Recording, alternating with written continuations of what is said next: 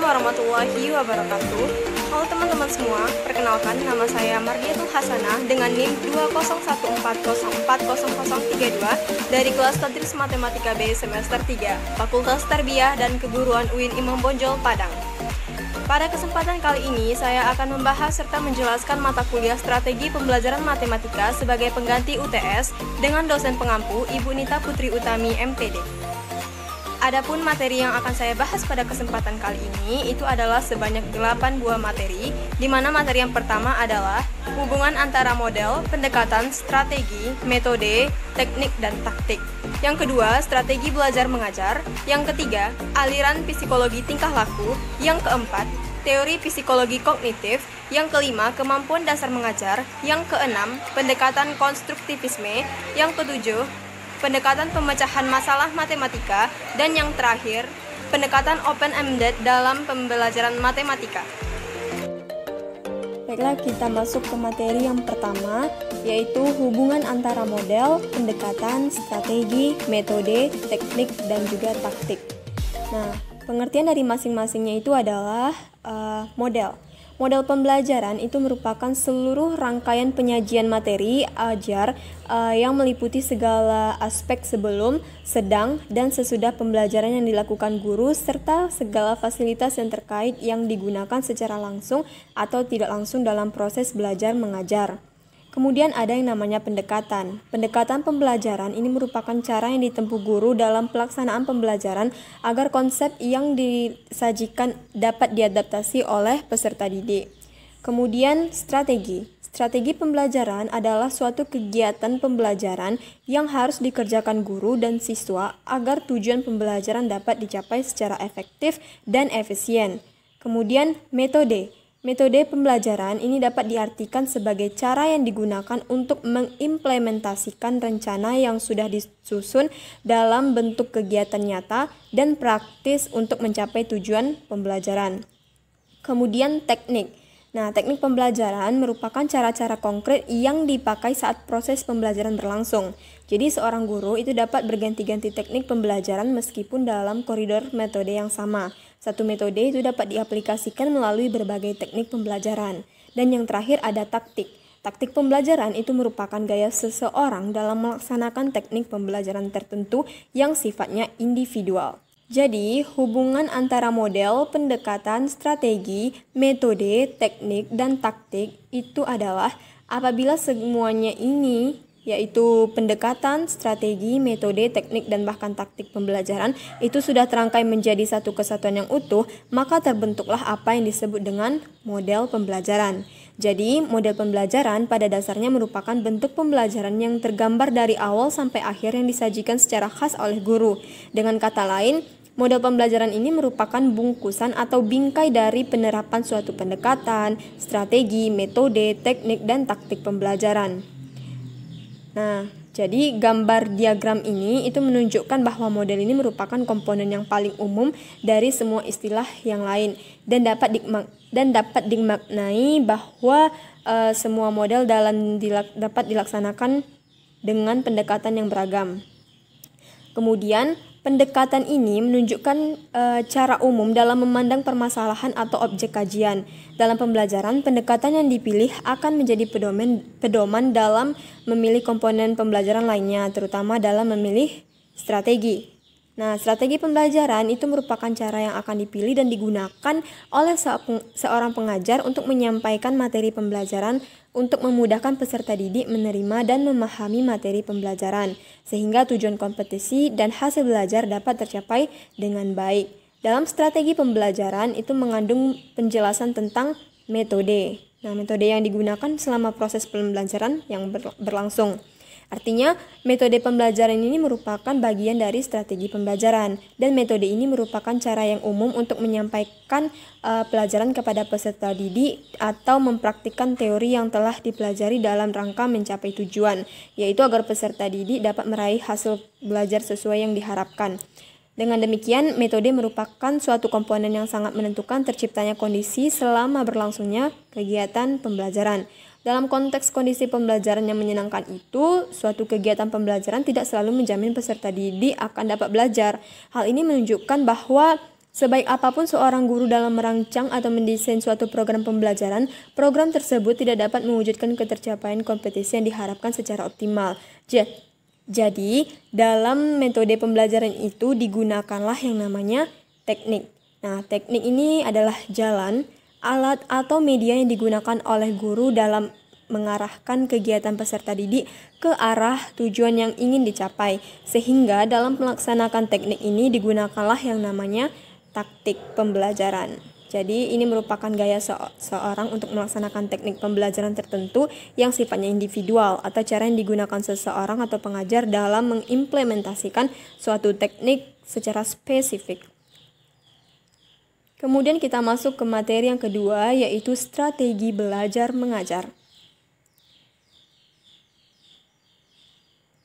Yang pertama itu ada pengertian. Jadi strategi belajar mengajar ini adalah perencanaan yang berisi tentang rangkaian kegiatan yang didesain untuk mencapai tujuan pendidikan tertentu. Kegiatan pembelajaran yang harus dikerjakan guru dan siswa agar tujuan pembelajaran itu dapat dicapai secara efektif dan juga efisien. Kemudian ada komponen-komponen dalam menyusun strategi pembelajaran. Yang pertama itu kegiatan pembelajaran pendahuluan. Nah, pada kegiatan ini, pendidik diharapkan untuk dapat menarik minat peserta didik atas materi pembelajaran yang akan disampaikan. Dalam kegiatan pembelajaran pendahuluan pendidikan akan menjelaskan tujuan pembelajaran yang diharapkan yang dapat dicapai oleh semua peserta didik di akhir kegiatan pembelajaran nantinya. Kemudian yang kedua, penyampaian informasi. Nah, penyampaian informasi ini merupakan kegiatan di mana pendidik menyampaikan informasi mengenai konsep, aturan, dan prinsip-prinsip yang disajikan kepada peserta didik. Pada tahapan ini, pendidik akan menjelaskan pokok-pokok tentang semua materi pembelajaran. Kemudian yang ketiga, ada partisipasi peserta didik. Pada tahapan ini, peserta didik diharapkan untuk aktif dalam menanya tentang materi yang belum mereka pahami. Dari sana mereka dapat bertanya kepada pendidik dan pendidik akan merespon pertanyaan yang ditanyakan oleh peserta didik tersebut. Kemudian pendidik akan memberikan jawaban mengenai pertanyaan tersebut. Hal ini dinamakanlah dengan umpan balik. Kemudian yang keempat, kegiatan lanjutan. Jadi kegiatan lanjutan yang harus dilakukan oleh pendidik itu adalah memberikan latihan atau tugas mengenai materi yang diajarkan kepada peserta didik. Setelah peserta didik mengerjakan latihan atau tugas, maka pendidik akan memeriksa latihan atau tugas tersebut. Nah, peserta didik ini akan mengetahui apakah jawaban mereka itu benar atau salah, atau kurang tepat atau tepat. Jadi, jika sebagian besar peserta didik menjawab salah, maka pendidik harus mengulas kembali materi dengan singkat dan mudah dipahami. Namun, apabila peserta didik menjawab benar, berarti proses pembelajaran berhasil. Kemudian yang terakhir ada tes. Tes biasanya akan dilakukan di akhir jika seluruh materi telah selesai diberikan kepada peserta didik. Tes juga bisa digunakan sebagai evaluasi dalam pembelajaran. Kita lanjut ke materi yang ketiga, yaitu aliran psikologi tingkah laku. Nah, yang pertama itu ada namanya tingkah laku. Jadi, tingkah laku ini adalah suatu kegiatan atau aktivitas organisme yang bersangkutan yang dapat diamati secara langsung maupun tidak langsung. Kemudian, kalau untuk psikologi tingkah laku, itu adalah perilaku mempelajari bagaimana mengembangkan perilaku hidup organisme dalam menanggapi kondisi tertentu. Nah, ini ada aliran psikologi tingkah laku. Jadi, pandangan belajar menurut aliran tingkah laku tidak lain adalah perubahan dalam tingkah laku sebagai akibat dari interaksi antara stimulus dan respon. Jadi, adapun penganut psikologi tingkah laku itu adalah yang pertama, teori Thorndike, yang kedua, teori Skinner, yang ketiga, teori Ausubel, yang keempat, teori Gagne, yang kelima, teori Pavlov, yang keenam, teori Baruda, dan yang terakhir, teori latihan mental. Jadi kita akan membahasnya satu persatu. Oke, yang pertama itu ada teori Thorndike. Nah, Edward L. Thorndike itu mengatakan bahwa perubahan atau tingkah laku akibat kegiatan belajar atau proses interaksi antara stimulus dan respon dapat berwujud konkret, yaitu dapat diamati. Nah, kemudian terdapat beberapa dalil atau hukum yang dikemukakan Thorndike yang mengakibatkan munculnya stimulus respon ini, yaitu hukum akibat atau law of effect, kemudian hukum latihan atau law of exercise, dan yang terakhir hukum kesepian atau law of readiness. Jadi hukum akibat, Thorndike mengemukakan bahwa suatu tindakan akan menimbulkan pengaruh bagi tindakan yang serupa. Ini memberikan gambaran bahwa jika suatu tindakan yang dilakukan seorang siswa menimbulkan hal-hal yang mengakibatkan bagi dirinya, tindakan tersebut cenderung akan diulanginya. Sebaliknya, tiap-tiap tindakan yang mengakibatkan kekecewaan atau hal-hal yang tidak menyenangkan cenderung akan dihindarinya. Dilihat dari ciri-cirinya, ini hukum akibat lebih mendekati ganjaran dan hukuman. Kemudian hukum latihan, law of exercise. Nah, hukum latihan pada dasarnya itu mengungkapkan bahwa stimulus dan respon memiliki hubungan satu sama lain secara kuat. Jika proses pengulangan sering terjadi dan makin banyak kegiatan ini dilakukan, maka hubungan yang terjadi itu akan bersifat otomatis. Seseorang siswa itu dihadapkan pada suatu persoalan yang sering ditemuinya akan segera melakukan tanggapan secara cepat sesuai dengan pengalamannya pada waktu sebelumnya. Kemudian untuk hukum kesepian, itu menerangkan bagaimana kesiapan seorang siswa dalam melakukan suatu kegiatan. Seorang siswa mempunyai kecenderungan dalam bertindak dan melakukan kegiatan tertentu, kemudian dia benar melakukan kegiatan tersebut, maka tindakannya akan melahirkan kepuasan bagi dirinya. Seorang siswa mempunyai kecenderungan untuk bertindak dan kemudian bertindak, sedangkan tindakannya itu mengakibatkan ketidakpuasan bagi dirinya, akan selalu menghindari dirinya dari tindakan-tindakan yang melahirkan ketidakpuasan tersebut. Nah, dari ciri-ciri di atas dapat disimpulkan bahwa seorang siswa itu akan lebih berhasil belajarnya jika ia tetap siap untuk melakukan kegiatan belajar. Kemudian ada teori Skinner. Nah, Bruce Frederick Skinner itu menyatakan bahwa ganjaran atau penguatan mempunyai peranan yang amat penting dalam proses belajar. Teori Skinner juga menyatakan penguatan terdiri atas penguatan positif dan penguatan negatif. Contoh penguatan positif diantaranya adalah pujian yang diberikan kepada siswa, sikap guru yang menunjukkan rasa gembira pada saat siswa bisa menjawab dengan benar, dan untuk penguatan negatif contohnya itu dapat berupa teguran, peringatan, atau sanksi. Kemudian ada teori Ausubel. Ausubel terkenal dengan teori belajar bermaknanya. Menurut Ausubel, bahan pelajaran yang dipelajari haruslah bermakna. Artinya, bahan pelajaran itu harus cocok dengan kemampuan siswa dan harus relevan dengan struktur kognitif yang dimiliki oleh siswa. Kemudian Ausubel ini membedakan antara belajar menemukan dengan belajar menerima. Nah, pada belajar menemukan itu konsep dicari dan ditemukan oleh siswa. Sedangkan pada belajar menerima itu siswa hanya menerima konsep atau materi dari guru. Dengan demikian siswa tinggal menghafalnya. Kemudian Ausubel juga membedakan antara belajar menghafal dengan belajar bermakna. Pada belajar menghafal, siswa menghafal materi yang sudah diperolehnya, tetapi pada belajar bermakna, materi yang telah diperoleh itu dikembangkan dengan keadaan lain sehingga belajarnya lebih bisa dimengerti. Kemudian ada teori Gagne. Nah, menurut Gagne, dalam belajar matematika ada dua objek yang dapat diperoleh oleh siswa, yaitu objek langsung dan objek tak langsung. Objek tak langsung ini antara lain kemampuan menyelidiki dan memecahkan masalah, belajar mandiri, bersikap positif terhadap matematika, dan tahu bagaimana semestinya belajar. Sedangkan objek tak langsung itu berupa fakta, keterampilan, konsep, dan aturan. Kemudian menurut Gagne, belajar dapat dikelompokkan menjadi 8 tipe, yaitu belajar isyarat, stimulus respon, rangkaian gerak, rangkaian verbal, membedakan, pembentukan konsep, dan pembentukan aturan, serta pemecahan masalah.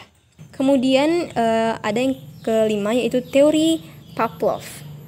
Nah, Pavlov terkenal dengan teori belajar klasiknya dan seorang penganut aliran tingkah laku, yaitu aliran yang berpendapat bahwa hasil belajar manusia itu didasarkan kepada pengamatan tingkah laku manusia yang terlihat melalui stimulus respon dan belajar bersyarat atau conditional learning ya.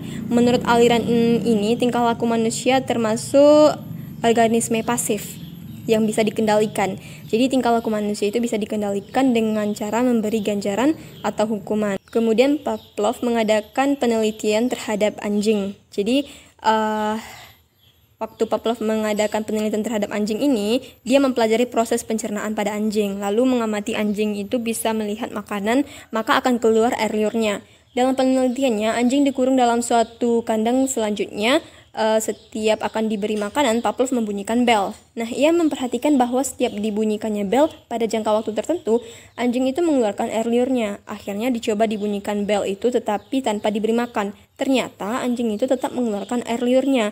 Dalam percobaan itu, makanan atau bunyi bel itu menjadi perangsang atau stimulus bagi keluarnya air liur anjing atau menimbulkan selera anjing untuk makan. Sehingga untuk makanan ini merupakan stimulus tak bersyarat karena terjadinya itu secara wajar ya. Kemudian untuk bunyi bel ini disebut dengan stimulus bersyarat. Kemudian untuk teori Baruda, Baruda ini mengemukakan bahwa Kemudian untuk teori Baruda, Baruda ini mengemukakan bahwa siswa belajar itu melalui meniru. Nah, pengertian meniru di sini itu bukan berarti menyontek, tetapi meniru hal-hal yang dilakukan oleh orang lain, terutama guru. Jika tulisan guru baik, guru berbicara sopan santun dengan menggunakan bahasa yang baik dan benar, tingkah laku yang terpuji, menerangkan dengan jelas dan sistematik, maka siswa akan menirunya. Jika contoh-contoh yang dilihatnya baik, Ian pun menirunya. Dengan demikian, guru harus menjadi model yang profesional. Kemudian ada latihan aliran mental. Jadi latihan aliran mental ini mengemukakan bahwa struktur otak manusia itu terdiri dari gumpalan-gumpalan otot. Nah, agar ia kuat maka harus dilatih dengan beban. Makin banyak latihan dan beban yang makin berat, maka otot atau otak itu makin kuat pula. Oleh karena itu, jika anak atau siswa ingin pandai, maka ia harus banyak dilatih otaknya dengan cara banyak berlatih, memahami dan mengerjakan soal-soal yang benar. Makin sukar materi itu, maka makin pandai pula anak tersebut. Kemudian kita masuk ke materi yang keempat, yaitu teori psikologi kognitif. Jadi pengertian dari teori psikologi kognitif ini itu adalah cabang ilmu psikologi yang mempelajari proses mental seperti perhatian, penggunaan bahasa, daya ingat, persepsi, pemecahan masalah, kreativitas, dan juga pola pikir. Lalu aliran psikologi kognitif menurut para ahli itu ada 6 macam atau 6 buah. Yang pertama teori Piaget, yang kedua teori Brunner, teori Gestalt, teori Brownell, teori Dienes, and teori Van Hill. Baiklah, kita akan membahasnya satu-satu. Yang pertama itu adalah aliran psikologi kognitif menurut para ahlinya, teori Piaget. Nah, jadi menurut John Piaget ini, proses belajar sesungguhnya itu terdiri dari 3 tahapan, yaitu asimilasi, akomodasi, dan ekuilibrasi. Jadi proses asimilasi ini adalah proses penyatuan informasi baru ke struktur kognitif yang telah ada di dalam benak siswa. Kemudian akomodasi itu adalah penyesuaian struktur kognitif pada situasi yang baru. Sedangkan ekuilibrasi itu adalah penyesuaian berkesinambungan antara asimilasi dan akomodasi. Nah, untuk yang ketiga tahapan belajar ini itu ada semisalnya seperti ini. Jadi seorang siswa itu telah memiliki pengetahuan tentang baik dan buruk. Jadi kemudian gurunya itu memberikan pelajaran baru tentang perbuatan baik dan buruk menurut Pancasila. Maka proses penyesuaian materi baru terhadap materi pengetahuan yang sudah dimiliki oleh siswa itu, itulah yang disebut dengan asimilasi. Kemudian proses ini balik gitu. Nah, jika proses ini balik, yaitu pengetahuan si mahasiswa disesuaikan dengan materi baru, maka proses inilah yang disebut dengan akomodasi. Jadi selama proses asimilasi dan akomodasi ini berlangsung, diyakini ada perubahan struktur kognitif dalam diri siswa. Proses perubahan inilah yang suatu saatnya nanti akan berhenti. Jadi untuk mencapai saat berhentinya itu dibutuhkan proses ekuilibrasi atau penyeimbangan. Kemudian di samping itu, Piaget juga berpandangan bahwa proses belajar harus disesuaikan dengan tahap perkembangan kognitif yang dilalui siswa. Dalam hal ini, Piaget membagi menjadi 4 tahap. Yang pertama, tahap sensor motor, yaitu sensori motor ini dari 0 tahun sampai 1,5 tahun atau 2 tahun. Jadi pada tahap ini anak belum mempunyai konsep tentang objek secara tetap, namun hanya mengetahui hal-hal yang ditangkap melalui inderanya. Kemudian tahap praoperasional. Nah, ini terjadi ketika 2 atau 3 tahun sampai 7 atau 8 tahun. Jadi pada tahap ini anak itu telah memiliki penguasaan bahasa yang sistematis, permainan simbolis, imitasi, serta bayangan dalam mental. Kemudian yang ketiga ada stadium operasional konkret, yang ini ya. Stadium operasional konkret ini terjadi pada 7 atau 8 tahun sampai 12 atau 14 tahun. Ini cara berpikir egosentris semakin berkurang dan anak itu sudah mampu berpikir multidimensi dalam waktu seketika dan mampu menghubungkan beberapa dimensi itu. Kemudian di samping itu, anak juga sudah mampu memperhatikan aspek dinamis dalam berpikir dan mampu berpikir secara reversible atau dapat dibalik gitu ya. Kemudian yang terakhir itu adalah stadium operasional formal. Jadi stadium operasional formal ini anak itu jika dihadapkan pada masalah seseorang itu sudah mampu memikirkan secara teoritik dan menganalisa dengan penyelesaian hipotesis yang mungkin ada. Lalu teori selanjutnya yaitu teori Brunner. Nah, menurut Brunner, proses belajar lebih ditentukan oleh cara kita mengatur materi pelajaran dan bukan ditentukan oleh umur seseorang seperti yang telah dikemukakan oleh Piaget tadi. Namun dalam proses belajar ini terjadi melalui 4 tahap, yaitu 3 tahap, yaitu enaktif, ikonik, dan simbolik. Jadi enaktif ini berupa aktivitas siswa untuk memahami lingkungan melalui pengalaman langsung suatu realitas. Kemudian kalau ikonik ini berupa upaya siswa melihat dunia melalui gambar-gambar dan visualisasi verbal. Dan yang ketiga itu simbolik, yaitu berupa pemahaman siswa terhadap gagasan-gagasan abstrak berupa teori-teori, penafsiran, analisis, dan sebagainya terhadap realitas yang telah diamati dan dialami gitu ya. Kemudian teori selanjutnya yaitu adalah teori Gestalt. Jadi John Dewey itu mengemukakan bahwa kegiatan belajar mengajar yang diselenggarakan oleh guru harus memperhatikan hal-hal berikut. Yang pertama, penyajian konsep harus lebih mengutamakan pengertian. Yang kedua, pelaksanaan kegiatan belajar mengajar harus memperhatikan kesiapan intelektual peserta didik. Kemudian yang ketiga, mengatur suasana kelas agar peserta didik ini siap belajar. Kemudian teori selanjutnya yaitu teori Brownell ya.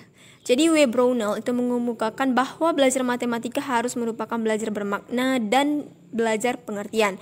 Teori Brownell sesuai dengan teori belajar mengajar Gestalt yang menyatakan bahwa latihan hafal atau yang dikenal dengan sebutan drill adalah sangat penting dan dalam kegiatan pengajaran. Cara ini ditetapkan setelah tertanamnya pengertian aritmatika atau berhitung yang diberikan di SD dulu, lebih menitik beratkan hafalan yang mengasah otak.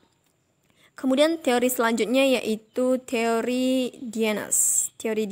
Nah, Dians ini berpendapat bahwa pada dasarnya matematika dapat dianggap sebagai pelajaran tentang struktur, klasifikasi tentang struktur, relasi-relasi dalam struktur, dan mengkategorikan hubungan-hubungan di antara struktur-struktur.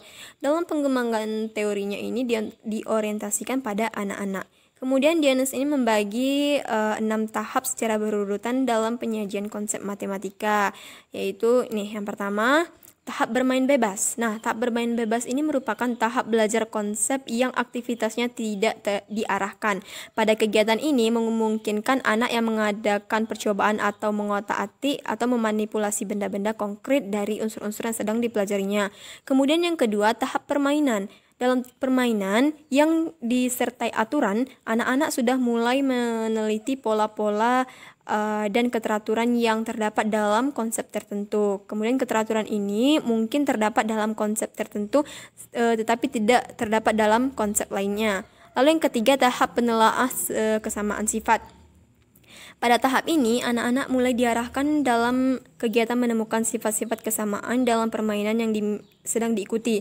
Untuk melatih anak-anak dalam mencari kesamaan sifat, guru perlu mengarahkan mereka dengan mentranslasikan kesamaan struktur dari membentuk permainan yang satu ke bentuk persamaan lainnya. Jadi translasi tentu tidak boleh mengubah sifat-sifat abstrak yang ada dalam permainan semula. Kemudian yang keempat, tahap representasi. Nah, tahap ini itu adalah tahap pengambilan kesamaan sifat dari beberapa situasi yang sejenis. Anak-anak menentukan representasi dari konsep-konsep tertentu setelah mereka berhasil menyimpulkan kesamaan sifat yang terdapat dalam situasi-situasi yang dihadapinya. Kemudian representasi yang diperolehnya ini adalah bersifat abstrak. Yang kelima itu tahap simbolisasi.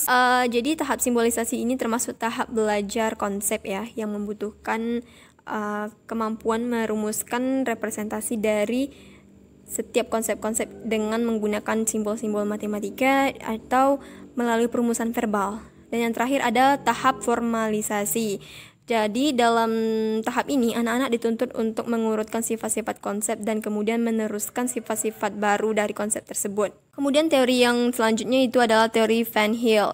Nah, menurut Van Hill ada 3 unsur utama dalam pengajaran geometri, yaitu waktu, materi pengajaran, dan metode pengajaran yang diterapkan. Jika ketiga unsur ditata secara terpadu, akan dapat meningkatkan kemampuan berpikir anak kepada tahap berpikir yang lebih tinggi.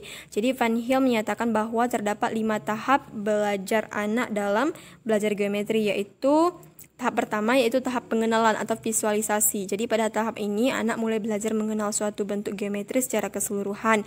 Namun belum tentu atau belum mampu mengetahui adanya sifat-sifat dari bentuk geometri yang dilihatnya itu. Kemudian yang kedua tahap analisis.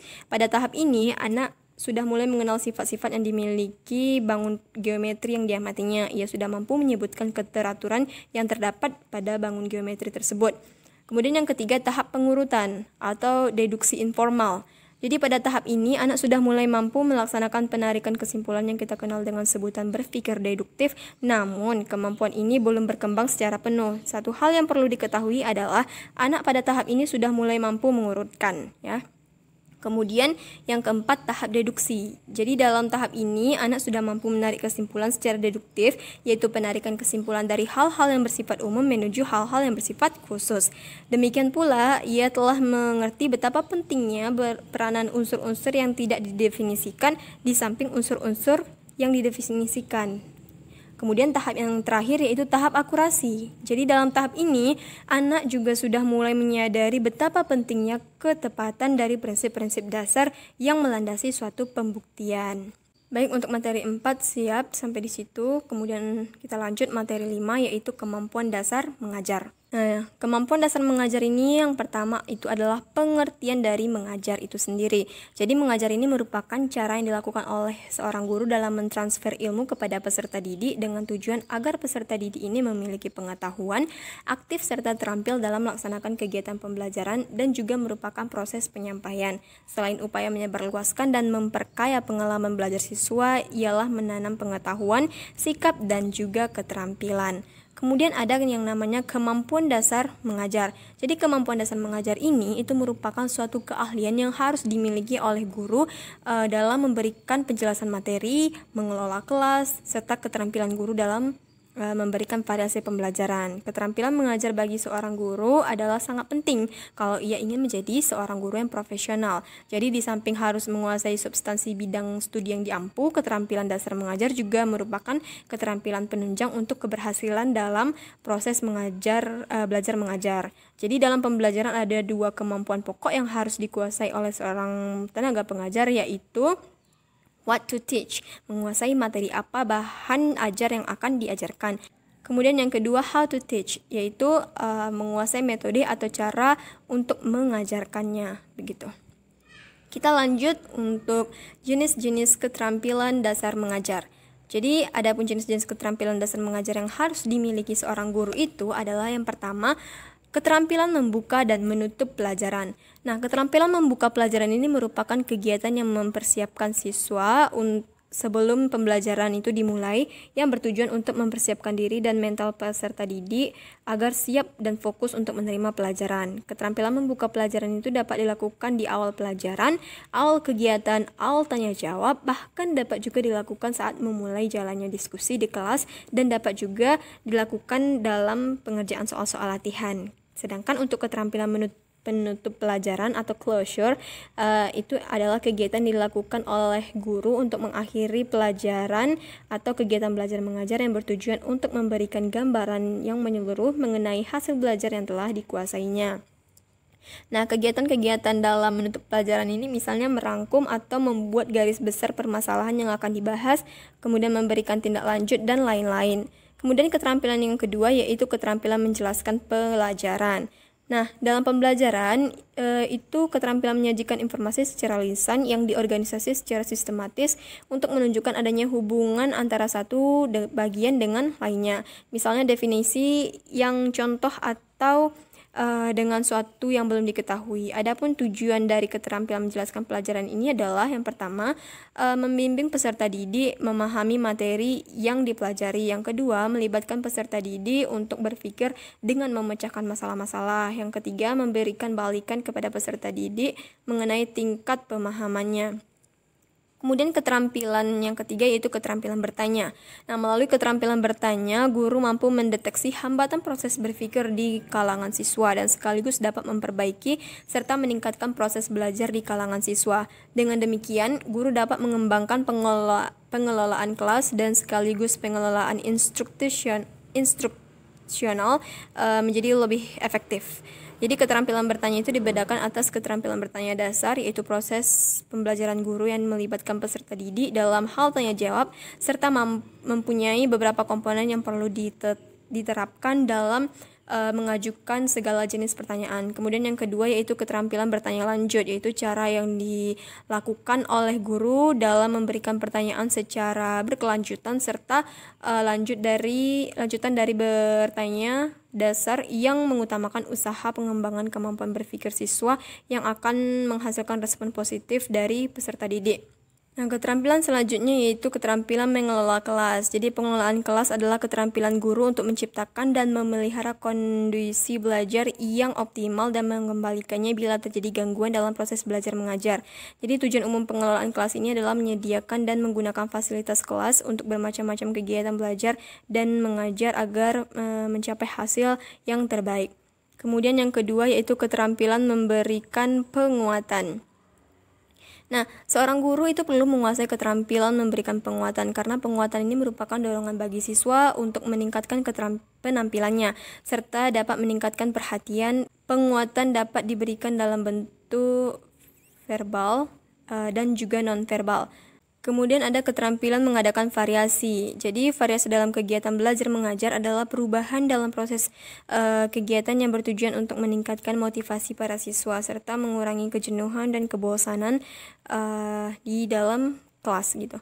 Jadi variasi dalam kegiatan belajar mengajar itu dapat dikelompokkan menjadi 4 bagian. Yang pertama, variasi dalam gaya mengajar, yang kedua variasi dalam penggunaan media dan bahan pelajaran, yang ketiga variasi dalam pola kegiatan atau pola interaksi, dan yang terakhir variasi stimulus. Kita lanjutkan untuk jenis-jenis keterampilan berikutnya yaitu keterampilan membimbing diskusi. Nah, keterampilan membimbing diskusi ini misalnya diskusi kelompok. Ya, jadi diskusi kelompok itu adalah suatu proses yang teratur yang melibatkan sekelompok orang dalam interaksi tatap muka yang informal yang memungkinkan siswa menguasai suatu konsep atau memecahkan suatu masalah melalui suatu proses yang memberikan kesempatan untuk berpikir, berinteraksi sosial, serta berlatih bersikap positif yang bertujuan untuk tercapainya diskusi tersebut secara efisien dan juga efektif. Lalu keterampilan selanjutnya yaitu keterampilan menggunakan media dan alat pembelajaran. Nah, keterampilan menggunakan media dan alat pembelajaran yang diperlukan dalam proses pembelajaran agar siswa cepat dan mudah memahami materi apa yang diajarkan atau yang disampaikan oleh guru ataupun dosen yang bersangkutan. Kemudian keterampilan terakhir yaitu keterampilan mengevaluasi. Nah, mengevaluasi ini adalah proses sistematis untuk mengetahui efektivitas dan efisiensi dalam kegiatan pembelajaran. Tujuannya adalah untuk mengetahui sejauh mana siswa itu memiliki kompetensi yang telah ditentukan. Baiklah, kita lanjutkan ke materi berikutnya, yaitu materi ke-6 tentang pendekatan konstruktivisme. Jadi yang pertama dibahas di sini itu adalah belajar matematika menurut paham konstruktivisme. Para ahli konstruktivisme itu mengatakan bahwa ketika siswa mencoba menyelesaikan tugas-tugas di dalam kelas, maka pengetahuan matematika dikonstruksi secara aktif. Para ahli konstruktivisme yang lain mengatakan bahwa dari perspektifnya konstruktivis, belajar matematika bukanlah suatu proses pengepakan pengetahuan secara hati-hati, melainkan hal mengorganisir aktivitas di mana kegiatan yang diinterpretasikan secara luas. Selanjutnya, Cobb mengatakan bahwa belajar matematika merupakan proses di mana siswa secara aktif mengkonstruksi pengetahuan matematika. Dalam mengkonstruksi pengertian matematika melalui pengalaman, Confrey mengidentifikasi 10 karakteristik dari powerful constructions berpikir siswa. Lebih jauh, ia mengatakan bahwa powerful construction ditandai oleh yang pertama, sebuah struktur dengan ukuran konsistenan internal. Yang kedua, suatu keterpaduan antar bermacam-macam konsep. Yang ketiga, suatu kekonvergenan di antara aneka bentuk dan konteks. Dan yang keempat, itu kemampuan untuk merefleksi dan menjelaskan. Kemudian yang kelima, sebuah kesinambungan sejarah. Yang keenam, itu terikat kepada bermacam-macam sistem simbol.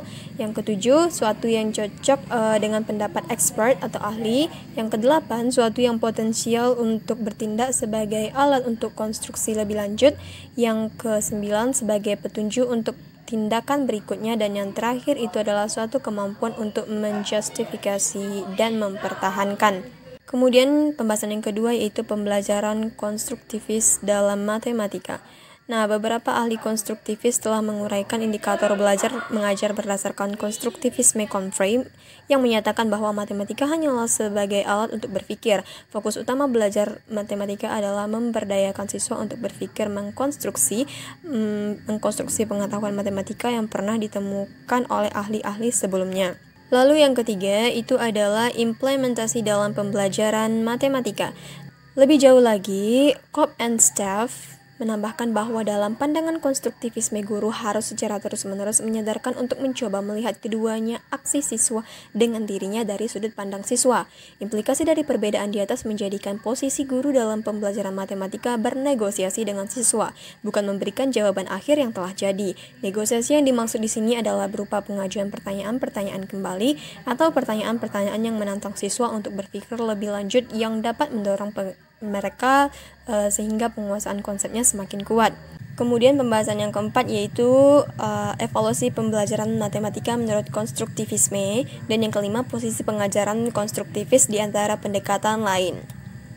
Nah, menurut Webb, evaluasi dalam pendidikan adalah suatu investigasi sistematis tentang nilai atau merit tentang suatu tujuan. Termasuk di dalam evaluasi adalah kumpulan bukti-bukti secara sistematis dan membantu membuat keputusan tentang siswa belajar, kemudian pengembangan materi, kemudian program, ya. Kemudian evaluasi dalam pembelajaran matematik ini menggunakan pendekatan konstruktivis terjadi sepanjang proses pembelajaran berlangsung, ya. Selama proses pembelajaran berlangsung ini, itulah yang dinamakan dengan ongoing assessment. Lalu yang kelima yaitu menurut Brady. Jadi menurut Brady ini ada model posisi, model behavioristik, model kognitif, model interaksional, dan model transaksional. Itu merupakan pengajar konstruktivis di antara pendekatan lainnya. Menurut Burton, pandangan tradisional memandang matematika sebagai pengetahuan dan keterampilan yang terdefinisi secara ketat, yaitu belajar melalui transmisi, kemudian belajar dengan sikap yang komplain atau selalu mengalah, dan yang terakhir yaitu menilai siswa melalui tes menggunakan kertas dan pensil tanpa perlu terlihat. Tujuan dari posisi mengajar pendekatan konstruktivis itu adalah seorang guru mempromosikan dan mendorong pengembangan setiap individu di dalam kelas untuk menguatkan konstruksi matematika dan serta pemecahan dan pembenaran masalah-masalah matematika serta konsep-konsep matematika. Kemudian yang keenam itu ada contoh setting pembelajaran. Nah, contoh setting pembelajaran di sini saya mengambilnya pembelajaran matematika dengan setting model Trevinger.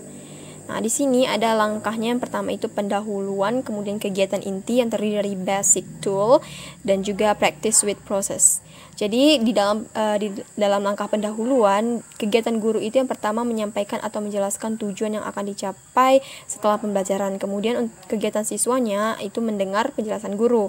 Lalu kegiatan guru selanjutnya itu menjelaskan secara garis besar materi yang akan dipelajari hari itu dan membagi siswa dalam beberapa kelompok. Lalu kegiatan siswa itu adalah mendengarkan penjelasan guru, kemudian mengatur tempat duduk sesuai dengan kelompoknya. Untuk kegiatan inti, khususnya basic tool, nah itu guru memberikan suatu masalah terbuka dengan jawaban lebih dari satu penyelesaian. Kemudian siswa membaca dan memahami masalah terbuka. Lalu guru membimbing siswa melakukan diskusi untuk menyampaikan gagasan sekaligus memberikan penilaian pada masing-masing kelompok. Kemudian siswanya melakukan diskusi untuk menyampaikan gagasan dan penulisannya. Kemudian di dalam kegiatan inti khususnya practice with process, kegiatan guru itu adalah membimbing dan mengarahkan siswa dalam berdiskusi dengan memberikan contoh analog. Lalu siswa berdiskusi serta menganalisis contoh analog yang diberikan oleh guru tersebut. Lalu kegiatan guru selanjutnya itu meminta siswa membuat contoh dalam kehidupan sehari-hari, dan siswanya harus membuat contoh yang diminta oleh guru tersebut. Baiklah, kita lanjut ke materi berikutnya, yaitu materi ke-7, pendekatan pemecahan masalah matematika. Apa itu masalah? Jadi, masalah ini adalah suatu pernyataan tentang keadaan yang belum sesuai dengan yang diharapkan, yang digunakan untuk menggambarkan suatu keadaan yang bersumber dari hubungan antara dua faktor atau lebih yang menghasilkan situasi yang membingungkan. Jadi semua masalah biasanya itu memuat situasi yang mendorong seseorang untuk menyelesaikan, akan tetapi tidak tahu cara langsung apa yang harus dikerjakan untuk menyelesaikannya. Nah, jika suatu masalah tersebut diberikan kepada seorang anak dan anak tersebut langsung mengetahui cara menyelesaikannya dengan benar, maka soal tersebut tidak dapat dikatakan sebagai masalah. Jadi untuk masalah ini itu ada yang namanya pastinya pemecahan masalah. Nah, pemecahan masalah itu adalah proses kognitif tingkat tinggi yang memerlukan modulasi dan kontrol lebih dari keterampilan-keterampilan rutin atau dasar. Ini dia ya, pemecahan masalah. Jadi pemecahan masalah itu ada yang pertama cara mengerjakan pemecahan masalah, yang kedua strategi pemecahan masalah. Nah, untuk cara pengerjaan pemecahan masalah, yang pertama itu strategi pemecahan masalah dapat secara spesifik diajarkan. Kemudian yang kedua, tidak ada satupun strategi yang dapat digunakan secara tepat untuk setiap masalah yang dihadapi. Lalu yang ketiga, berbagai strategi pemecahan masalah dapat diajarkan kepada siswa. Dan yang keempat, siswa perlu dihadapkan pada berbagai permasalahan yang tidak dapat diselesaikan secara cepat. Dan yang terakhir, itu kemampuan anak dalam pemecahan masalah sangat berkaitan dengan tingkat perkembangan mereka. Kemudian untuk strategi pemecahan masalah menurut George Boole, itu ada yang pertama, memahami masalah, kemudian merencanakan pemecahannya, lalu menyelesaikan masalah sesuai rencana langkah yang kedua, dan yang terakhir memeriksa kembali hasil yang diperoleh. Kemudian ada yang keempat, yaitu pentingnya pemeriksaan kembali hasil atau looking back. Nah, memikirkan atau menelaah kembali langkah-langkah yang telah dilakukan dalam pemecahan masalah itu merupakan kegiatan yang sangat penting untuk meningkatkan kemampuan anak dalam pemecahan masalah. Hasil penelitian menunjukkan bahwa diskusi dan mempertimbangkan kembali proses penyelesaian yang telah dibuat merupakan faktor yang sangat signifikan untuk meningkatkan kemampuan anak dalam pemecahan masalah. Kemudian yang kelima, itu ada metakognisi. Nah, apa itu metakognisi? Itu adalah suatu kata yang berkaitan dengan apa yang diketahui tentang dirinya sebagai individu yang belajar dan bagaimana dia mengetahui serta menyesuaikan perilakunya. Metakognisi ini adalah suatu kemampuan untuk melihat pada diri sendiri sehingga apa yang dilakukan dapat terkontrol secara optimal. Kemudian beberapa hal yang dapat dilakukan guru untuk menolong anak mengembangkan kesadaran metakognisinya antara lain melalui kegiatan berikut ini. Yang pertama, ajukan pertanyaan yang berfokus pada apa dan mengapa. Seperti misalnya itu, apa yang kamu lakukan saat mengerjakan soal ini? Mengapa kamu harus memeriksa kembali pekerjaan yang sudah selesai? Kemudian pertanyaan yang B itu kembangkan sebagai aspek pemecahan masalah yang dapat meningkatkan prestasi anak. Lalu yang terakhir, dalam proses pemecahan masalah, anak harus secara nyata melakukan secara mandiri atau berkelompok sehingga mereka merasakan langsung lika-liku proses untuk menuju pada suatu penyelesaian. Lalu pembahasan yang keenam itu ada contoh pembelajaran pemecahan masalah. Jadi pembelajaran matematika di sekolah pada umumnya itu kan lebih bersifat klasikal. Ya, ini guru berdiri di depan kelas sedangkan siswa duduk rapi di tempat duduknya masing-masing. Nah, seperti gambar berikut ya kan. Pada sistem pelajaran seperti ini sistem komunikasi yang terjadi cenderung satu arah, yaitu guru aktif menerangkan, memberi contoh, menyajikan soal atau bertanya, sedangkan siswa hanya duduk mendengarkan, kemudian menjawab pertanyaan, atau mencatat materi yang disajikan guru. Nah, untuk memungkinkan terjadinya komunikasi yang lebih bersifat multi arah, dapat diterapkan model pembelajaran melalui diskusi kelompok. Nah, seperti gambar berikut ya. Nah, diskusi kelompok kecil bolehlah, atau yang bisa kita kenal dengan small group discussion. Kemudian setelah siswa diberikan kesempatan beberapa saat untuk mendiskusikan permasalahan yang disajikan, selanjutnya guru itu berkeliling untuk memeriksa apakah ada kelompok yang sudah siap menjelaskan hasil diskusinya atau belum. Jika ternyata ada kelompok yang sudah siap dengan jawabannya, guru mencoba mengajukan beberapa pertanyaan pada kelompok tersebut. Nah, jika dalam uji coba ini proses pengelompokan siswa itu tidak memperlihatkan tingkat kemampuannya, maka dalam proses pengerjaan soal terdapat perbedaan produktivitas antara satu kelompok dengan kelompok lainnya. Hal ini memungkinkan atau disebabkan karena dalam satu kelompok terkumpul anak-anak yang tingkat kemampuannya itu baik, dan dalam kelompok lainnya mungkin terjadi sebaliknya. Baiklah, kita lanjutkan ke materi yang terakhir, yaitu mengenai pendekatan open-ended dalam pembelajaran matematika. Nah, apakah pendekatan open-ended itu? Jadi, menurut Arman Suherman, pendekatan open-ended adalah pembelajaran dengan pendekatan terbuka yang memberikan kebebasan individu untuk mengembangkan berbagai cara dan strategi pemecahan masalah sesuai dengan kemampuan masing-masing peserta didik. Nah, tujuannya itu adalah untuk membantu mengembangkan kegiatan kreatif dan pola pikir matematis siswa melalui problem solving secara stimulan. Kemudian dengan adanya kata lain kegiatan kreatif dan pola pikir matematis siswa harus dikembangkan semaksimal mungkin sesuai dengan kemampuan siswa. Lalu kegiatan matematika ini dan kegiatan siswa itu disebut kegiatan terbuka jika memenuhi 3 kriteria, diantaranya yang pertama, kegiatan siswa harus terbuka, yang kedua, kegiatan matematik adalah ragam berpikir, yang ketiga, kegiatan siswa dan kegiatan matematik merupakan satu kesatuan.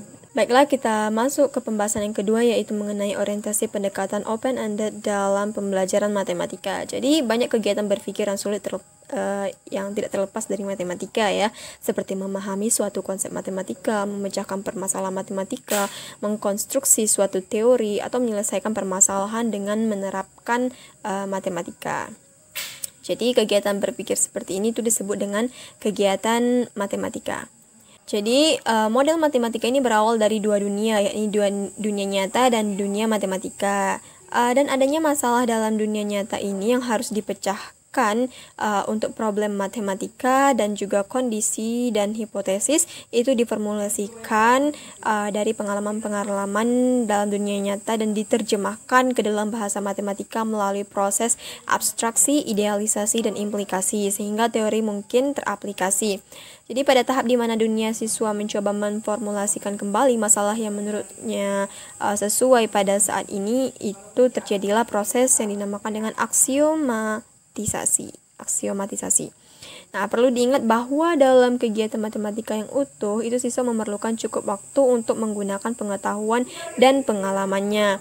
Jadi proporsi-proporsi yang diformulasikan pada tahap aksiomatik secara tentatif perlu lagi diuji ya, apakah ini mencukupi proporsi untuk menjawab permasalahan itu atau masih diperlukan proporsi baru.